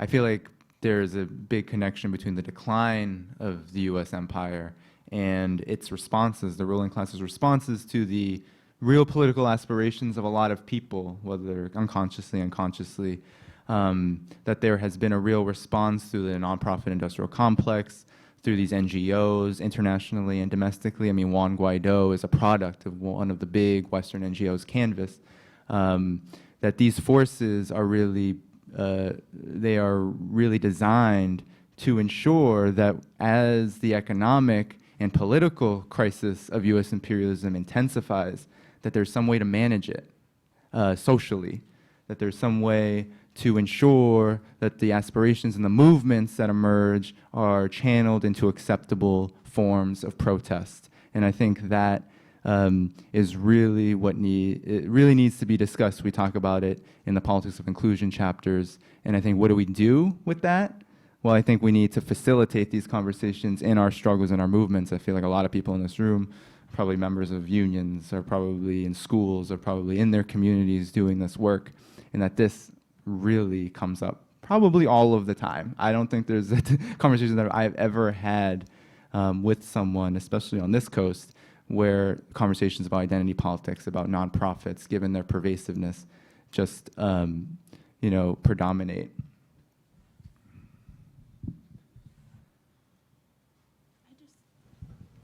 I just wanted to say one comment about the internalization of, well, from the way that I see it as the internalization of the decline. So what you were talking about in terms of, like, you already noticed there was something wrong, right? And I think that what we're seeing currently is that for the American, I would say, white middle class, there's sort of this disillusionment and despair that people of color have been feeling for a long time. And it's been described for a long time, right? Because there's this disconnect between what we're sold with the dream and structurally how we can actually achieve that. And for people of color historically, there's no quote legitimate way to structurally achieve that dream, right? So then we end up incapacitated and incarcerated. And I think that the American white middle class is sort of struggling and grappling with this, and that is what I think what we were speaking to earlier with this decline is what the political spectrum is sort of playing into, this disillusionment. And as I said, it's been written about for a long time. Du Bois called it double consciousness. Merton calls it anomie. But it's something that I think for a range of classes, it's sort of, for them, it's like, oh, this is something new for us. And for people of color, it's nothing new.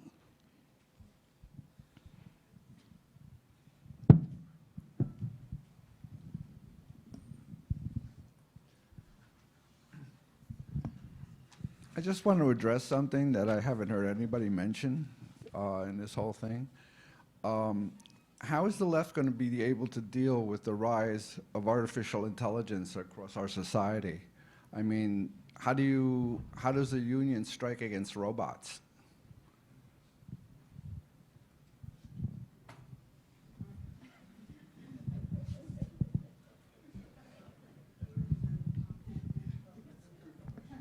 And as kind of a follow-up to the artificial intelligence, I first heard that concept from Julian Assange, who was arrested today. So if you could comment on that situation, along with Chelsea Manning, who's recently arrested, and the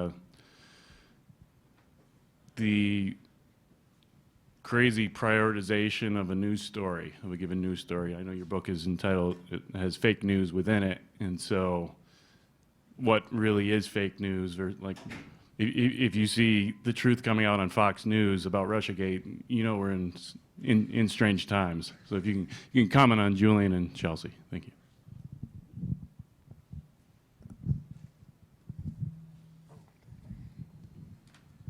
Well, speaking of artificial intelligence, I would like you to comment on the role of technology in the crisis of the capitalist system. Talking about decline, one of the reasons that the US and the British and others, the Germans, can't sell their stuff all over the world is because, on the one hand, they're driving workers' wages down, they're driving the standard of living down, not just in Europe, but in Africa, in Asia, wherever they can go. On the other hand, they're developing this enormously productive technological apparatus which enables them to produce so much in so little time and make so many workers redundant, surplus. By the way, parenthetically, they've driven the black workers out of Detroit largely, out of the big municipal areas where, in the Midwest, where the black working class was very strong, stronger than any place else. And with technology, they've driven them out of the central cities into the suburbs. But that's also happening to the working class in general. So when you talked about decline, Glenn talked about it, it kind of made me think that the role of technology in the decline is accelerating the decline because the financial buildup has no place to go. They have no way to invest it, and so on. So anyway, if somebody could comment on that. You want to go first? I wanted to. Go ahead. Okay. Yeah, you're correct. You know, these and many of these proposals for a national minimum income come out of Silicon Valley. Kamala Harris is running on a platform that has a kind of mini national minimum income to it. She wants to give $500 a month to every household that makes less than $100,000. That's part of the national minimum income kind of thing. The Silicon Valley people understand that they are making folks redundant, and they're very concerned not just with social stability, but that people have enough spending capital to buy the crap that they invent. You know, but the contradictions of capitalism become more dramatic all of the time. When we see, not just on the horizon, but right there in front of us, a period that should be the first glimmers of a society in which there would be surpluses for people. And I'm not just talking about surpluses for people in the developed countries, in the rich countries, but for all over the world. Because of these technological advances, instead what we see is the people that own Silicon Valley and elsewhere just get fatter and fatter and fatter. So it is now so grotesque that everybody knows that 3 people own as much as half of the rest of the U.S. population. Folks see that. So that is objectively a part of the decline of the system, that these capitalists cannot put their dollars to work in any way that ameliorates the contradiction. So the contradictions multiply. And also to that question, and it deals with also this rise of artificial intelligence, the rise of technology from the other participant. Capitalism, I think at this stage, given the enormous wealth that has been amassed by a few, it's easy to say, oh, it's working. Oh, it's profits are booming for some.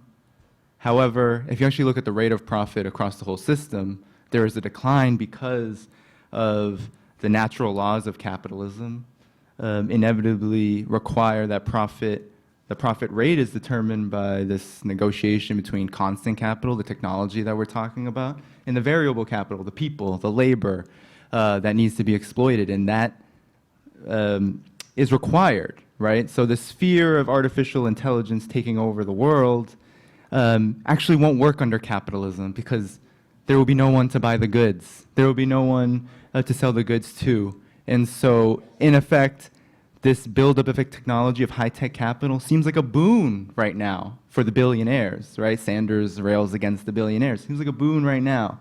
But the general system is teetering always on outright collapse like we saw in 2008. But right now, we're seeing stagnation. You're seeing growth of 1%, 0.5%, 2% on a good month. You know, like we're seeing this slow growth. And if you see that, even the IMF will say that's trouble. That is trouble for the whole entire global capitalist system, but is especially trouble for the rule of the rich and the private profiteers who control the system because they know what comes next after that. More layoffs, more intensification, lowering the wages, getting the help. We see it playing out in society. Privatization of education, no Medicare for all. No, we're just going to adjust Obamacare, Affordable Care Act, so we can ensure that Aetna has what it needs. This is what we're seeing right now across the United States. And it also means the police state, the warfare state, has to become more intense. There has to be more investments in technology in the military, but also there has to be more investments in military warfare generally, which then leads to this potential of nuclear war, of challenging countries like Russia and China who are growing economically and militarily, and they're just not going to sit there and allow themselves to be dominated by the United States. And the U.S. can't really do anything about it other than show its big guns. And so these are the situations that are created by this high-tech crisis, this finance capitalist crisis, and it really gets at the root of the decline that we talk about in the book. We try to explain these concepts as best we can, but we also try to do it in a way where we can all relate to them, because I think everyone in this room and probably everyone out that we see in the street has some relationship to it, whether they're on the side that's short term, that's benefiting from it short term, or at the moment, not benefiting from it.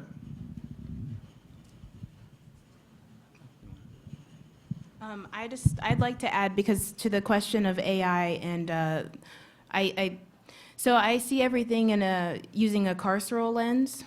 It's just a default, and so for me, historically, the rendering of labor as obsolete is always met with a carceral solution, and slavery is the example that first popped in my head. Reconstruction, it's met with a carceral solution, a series of criminalizations, right? And so for me, in the thinking about the contemporary and the near future, the continuous rendering of labor as obsolete using technology will just increase the incentive to expand the carceral state beyond those we typically think of as being touched. In my opinion, we will all be touched. And so in order to, build a resistance to that, you have to convince people that there is a high level of interest convergence that is happening right now. And I just wanted to say that these ideas, these variations on national minimum incomes that come out of Silicon Valley, anticipating more and more redundancy among workers, will be used as these payments not to establish living wage standards, but to subsidize the gig economy. That is, this part-time, undependable kind of work that now is the norm in terms of new jobs created, not only here, but also in rich capitalist Western Europe. And so we have to look at those proposals for national minimum incomes with a very suspicious eye, because what they want to do is just subsidize low-wage work. I also don't want to forget about the comment on Julian Assange and Chelsea Manning, and what is fake news. What's going on right now with Julian Assange is critical. We have a chapter in the book, who's protecting whose speech, protecting whose assembly, and it's all about this myth of free speech and this that is so pervasive in the ethos of American exceptionalism.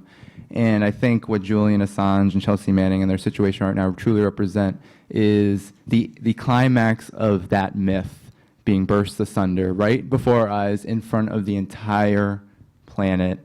Right now everyone is paying attention to this if you turn on the television. I even heard on ABC News, corporate media, heard a report where no charges were discussed against Julian Assange, but the death penalty was brought up. So this reporter had the gall to talk about how he could be extradited and the U.S. has the death penalty. But yet they didn't say what Julian Assange was being charged for.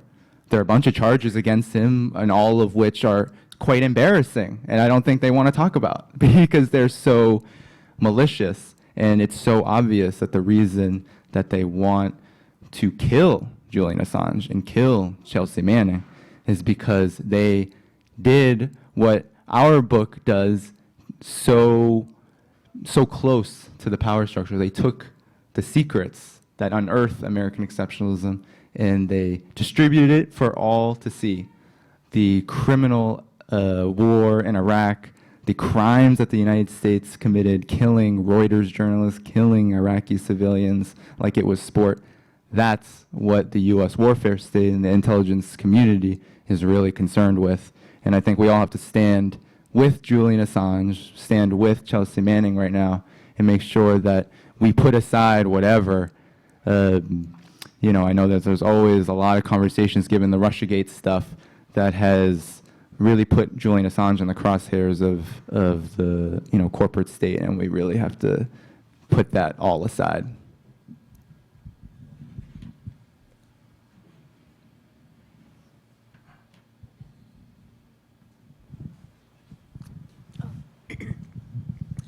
So my question is, I feel like everybody here is an activist. Can people raise their hands if they're an activist in general? It's like the whole, yeah, so like most of the group. So I guess my question to you is, what is the number, like the top 3 things that us activists can do to pressure the system? My own opinion is, I think running for office and getting on the ballot is very powerful. I actually did that in 2017. I ran against Corey Johnson, who is the Speaker of City Council. I did a website. I looked up 168 of his donors, 70% of $500,000 in campaign contributions were from real estate and Wall Street. So I really called him out. I feel like my campaign to take him down still continues.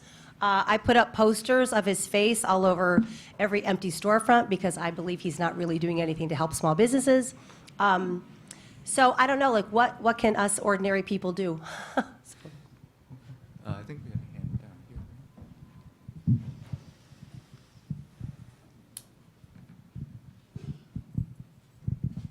down here. 2 questions. One, I wonder why you, I was just looking at the title of the book, I wonder why you didn't call it American Nationalism, Exceptionalism, and Innocence, since that's, no one really wants to own nationalism now, but Americans really are really nationalists, and that's really sort of it.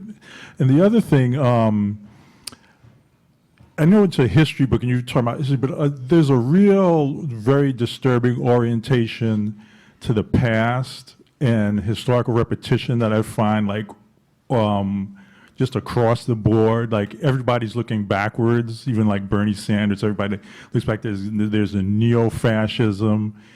You know, not to, you know, I admire Glen Ford's work, but you know, Hitler didn't read novels about the South. He read novels by Karl May about, you know, the American genocide. But everybody's looking like backwards. And there's got to be like neo-fascism, there's got to be this, there's got to be that. And I wonder if the people who are like sort of in charge, I mean, you sort of also are attributing to them a lot of consciousness and control over situations as well. And I don't know, I don't really get that sense, but I also wonder if we all should be looking for something new, right? And not just say looking, you know, like sort of like what's the name of the play, Waiting for Lefty? Like we're like waiting for Adolf is like what we seem to be doing sometimes, you know. So just a thought. But I did kind of notice that a lot of people just seem to be looking like backwards to the 30s and this and that as well, you know. So, and with artificial intelligence, hey, maybe the robots will rebel if they're more intelligent. They'll say, well, this really sucks and we can do this a whole lot better. Anyone else? Okay. I'm just going to make an announcement. It's getting kind of late. So we are over time, and I think, you know, we'll take those two questions. If anyone has further questions, we're going to be here for a little bit. Books are over here to the side, at the table to the right of me. And yeah, I think we'll take these two questions. Well, 3 things that U.S. activists can do. I'll just speak broadly. I think political education, organization, those 2 things are just the broad centerpieces of what makes a successful political movement, left political movement. That's just been confirmed in history. In terms of what that looks like, we can all rack our brains about what is the most strategic point of this system that needs to be burst asunder. For me, that's the warfare state, that's the incarceration state. But it is also wherever we can place ourselves, whether it's in the labor movement, if we can join organizations like the Black Alliance for Peace, join their partner organizations, if we can do that, as well as do whatever we can in our communities, our schools, our writing. I mean, we produced this book not just for people to read. We produced this book because we believed it was going to assist those movements in being able to have these critical conversations, because the times right now, the crisis of the system, are going to present opportunities. I think we're in one right now. I think the 2020 elections with the DNC,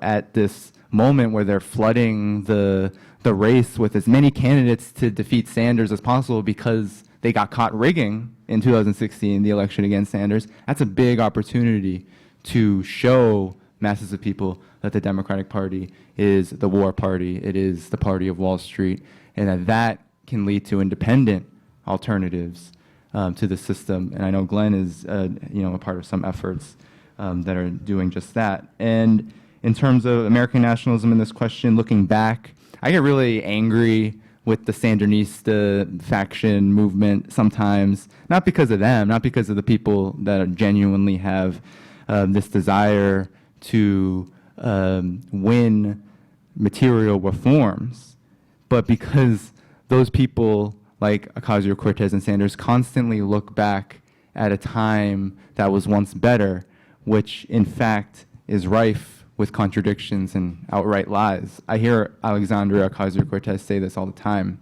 She says, we need to meet the challenge of the environment, just like we met the challenge of World War II. And we have a whole chapter in this book about how the U.S.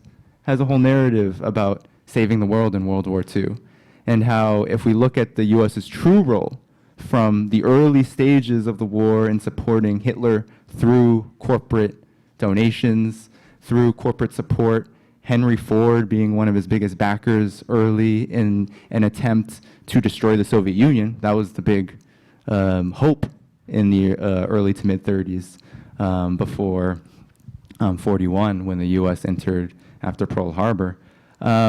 We know that there are just devastating examples of how that's just not true. The U.S. helped the UK firebomb Dresden and killed hundreds of thousands of people. They laid nuclear waste to 2 cities in Japan, right? So this narrative is very dangerous. American exceptionalism is so dangerous because people like Ocasio-Cortez who reflect the genuine desires of lots of people in this country. Medicare for all is supported by 80% of the population, the Democratic Party voters, and over half of the entire population. The Green New Deal, the same thing.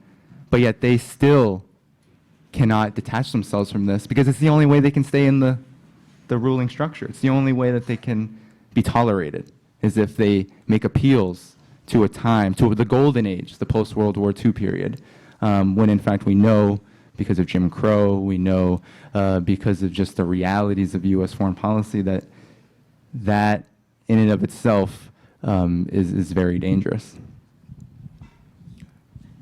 I'll take my little shot. In terms of advice for activists, in this life, most of what I do is analysis, and I wouldn't be presumptuous to give advice to folks who work hard organizing day to day, which I do not do. In terms of the use of the term nationalism as it relates to the United States, I have a problem with calling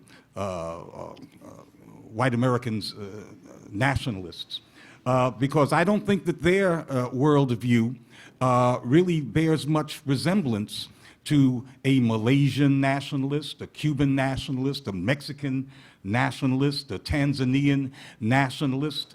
I think that the American exceptionalist worldview is an imperialist worldview.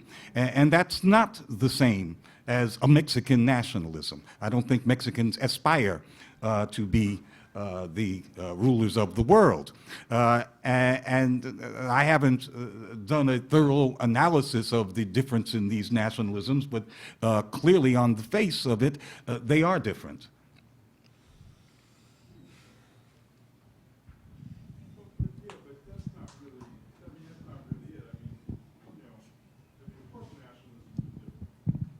We can continue the debate. You know, in the time we have here for just general conversation, hang out, get a book. But I think that will close this event. Thank you all so much for coming. Yeah, he said, get a book. Get a book. Yes, get a book. You all were wonderful, great conversation, and I really appreciate it, and I can't wait to continue to promote this book with you all. Bye.